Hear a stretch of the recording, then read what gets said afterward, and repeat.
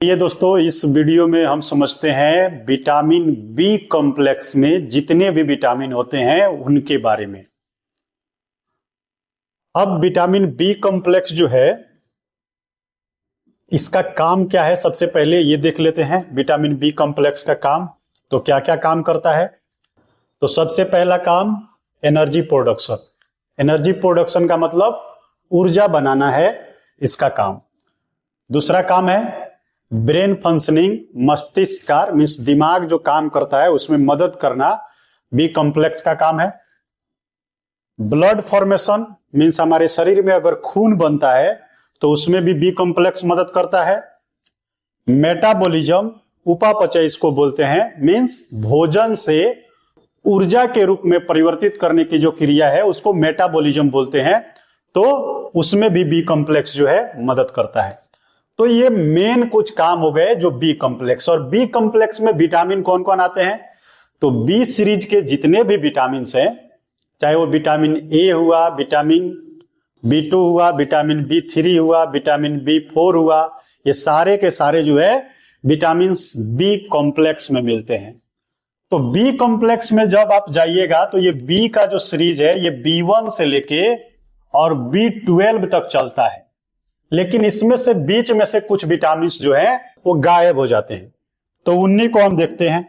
चलिए आइए, यहां पे बी कॉम्प्लेक्स का पूरा सीरीज मैंने बनाया हुआ है, ध्यान से देखिए। बी कॉम्प्लेक्स में पहला विटामिन B1 है, दूसरा B2 है, तीसरा B3, B4, B5, B6, B7, ऐसे करते करते B12 तक है।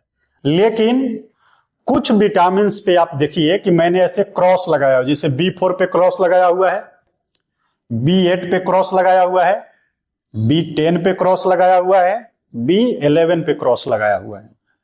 तो इन विटामिन को B4, B8, B10, B11 इसको विटामिन सीरीज में वैज्ञानिकों ने नहीं रखा है। अभी के आधुनिक मेडिकल साइंस में इसको विटामिन के सीरीज से बाहर निकाल दिया गया है। क्यों निकाला गया है इसको भी समझेंगे। पहले हम देखते हैं जो विटामिन B1 है इसका जो वैज्ञानिक नाम है उसको थायमीन बोला जाता है। विटामिन B2 है उसका वैज्ञानिक नाम राइबोफ्लेविन है। इसके बाद B3 का नियासिन है, B5 का, B4 को कैंसिल कर दिया गया, B5 का पेंटाथेनिक एसिड है, B6 को पायरोडॉक्सिन बोलते हैं, B7 को बायोटीन बोलते हैं, B9 को फॉलिक एसिड बोलते हैं और B12 को कोबालामिन बोलते हैं। ये विटामिन के पूरा सीरीज हो गए जो बी कॉम्प्लेक्स में आते हैं। अब जो है ये विटामिन B4, B8, B10 और B11 गायब क्यों किए गए तो इसके बारे में हम समझेंगे। पहले हम देख लेते हैं कि कौन कौन सा जो विटामिन है किस काम में आता है। जैसे विटामिन B1 है, ये खाना से ऊर्जा बनाने में मीन्स मेटाबॉलिज्म में मदद करता है हमारे शरीर के। B2 जो है ये स्किन स्वास्थ्य में मदद करता है। अगर विटामिन B2 जो है हमारे शरीर में अगर है तो ये हमारे शरीर के स्किन को अच्छे से स्वस्थ रखने में मदद करेगा। B3 क्या काम करता है? तो पाचन के क्रिया में मदद करता है। जो खाना हमारे शरीर में हम खाते हैं उसको पचाने में B3 मदद करता है। B4 का क्या काम है? हार्मोन बनाना। B4 हमारे शरीर में जैसे बढ़ने वाला, ऊंचाई वाला हार्मोन, ठीक है, दाढ़ी मोछ वाला हार्मोन, ऐसे बहुत सारे हार्मोन जो हमारे शरीर में काम करते हैं उनको बनाने में मदद B5 करता है। B6 क्या काम करता है?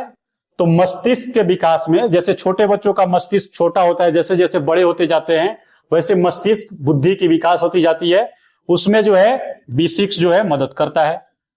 B7 किन के ग्रोथ में मदद करता है? तो बाल, स्किन और नाखून, इन सबको अच्छे से विकसित करने के लिए B7 जरूरी है। इसके अलावा वसा का पाचन करता है। हमारे शरीर में अगर वसा है, वसा तो जाता ही है, जितना तैलीय हम खाना खाते हैं तो उसमें वसा जाता है, उसको पाचन करने में B7 मदद करता है। B9 जो है ये DNA बनाने में मदद करता है। अब DNA बनता कब है? तो खासकर इसकी काम गर्भावस्था में आती है। जब मां जो है गर्भ धारण करती है तो उस समय DNA का निर्माण हो रहा होता है बच्चे के अंदर, और उस समय सबसे ज्यादा जरूरी जो होता है विटामिन B9 होता है। इसके बाद है B12। B12 खून में जो आरबीसी होता है इसके बनाने में मदद करता है B12। तो जितने विटामिन जो हैं अभी एग्जिस्ट कर रहे हैं, वैज्ञानिकों ने जिनको विटामिन के सीरीज से नहीं हटाया है, वो B1 से लेके और B12 तक है। इसमें से बीच में से कुछ गायब है, जो गायब है वो यहां पे है। अब B4 गायब किया गया। क्या रीजन है कि B4 को गायब किया गया? तो B4 का वैज्ञानिक नाम जो वैज्ञानिकों ने रखा था उसको कोलाइन या एडेनिन बोला जाता है। अब कोलाइन और एडेनिन को इन लोगों ने B4 तो बोल दिया, लेकिन बाद में पता चला कि इसकी जितनी आवश्यकता है वो तो हमारा शरीर ही बना लेता है। अब शरीर जब बना लिया तो इसको विटामिन को अलग से हमारे शरीर में डालने की आवश्यकता ही नहीं रही, इसलिए ये बॉडी खुद बना लेता है। इसलिए इसके विटामिन को सीरीज से हटा दिया गया अलग पड़ने से, क्योंकि इसकी कमी हो नहीं पाती है, और कमी नहीं हो पाती है तो कोई बीमारी नहीं होता है, बीमारी नहीं होता है तो इसको एक्स्ट्रा चीज अगर पढ़ने से कोई फायदा नहीं है, इसलिए विटामिन के सीरीज से इसको हटा दिया गया। दूसरे नंबर पे आया B8। B8 को इनोसिटॉल बोला जाता है, और इनोसिटॉल जो है ये काम क्या करता है? तो कोशिका संचार का काम करता है। यहां पे आप ध्यान से देखिए कि यहां पे लिखा हुआ है कि कोशिका संचार का काम ये करता है।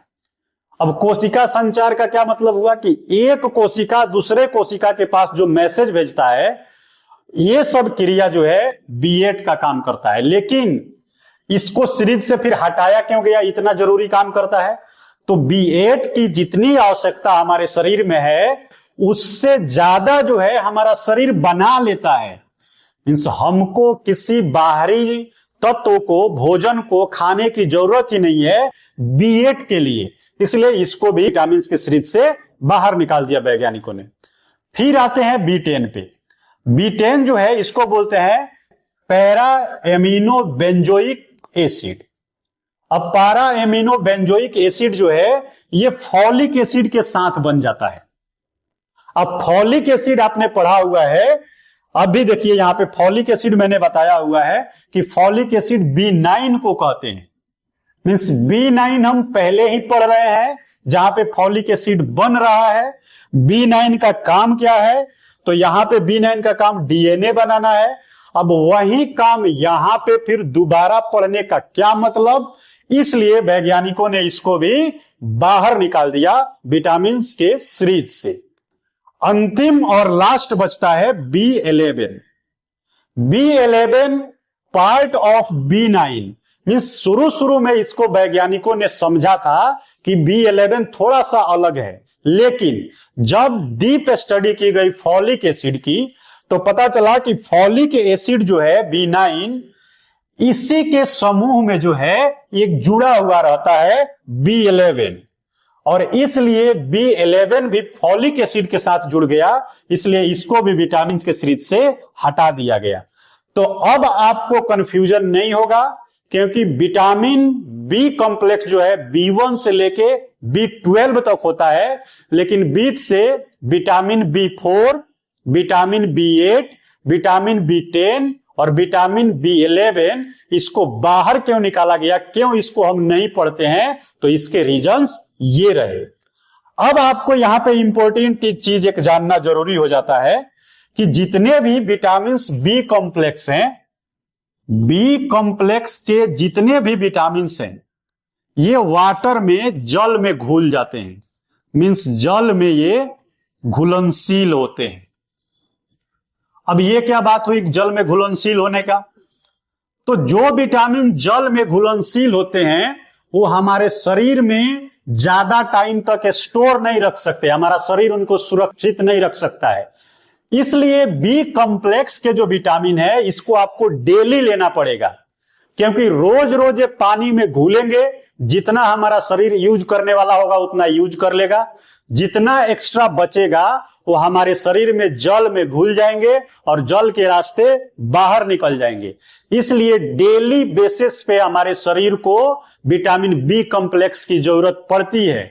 अगर ये जल में घुलनशील नहीं होता तो हमारे शरीर के अंदर सुरक्षित रह जाता और रोज रोज इसको लेने की जरूरत नहीं पड़ती, लेकिन जल में घुलनशील होने के कारण डेली बेसिस पे बी कॉम्प्लेक्स की पूर्ति जरूरी हो जाती है। ठीक है, उम्मीद है कि विटामिन बी कॉम्प्लेक्स के सारे कंफ्यूजन आपके दूर हुए होंगे। तब तक के लिए धन्यवाद। मिलते हैं नेक्स्ट किसी और भी सुंदर टॉपिक के साथ अगले वीडियो में। तब तक के लिए बने रहिए चैनल पे और लाइक कीजिए और सब्सक्राइब कीजिए।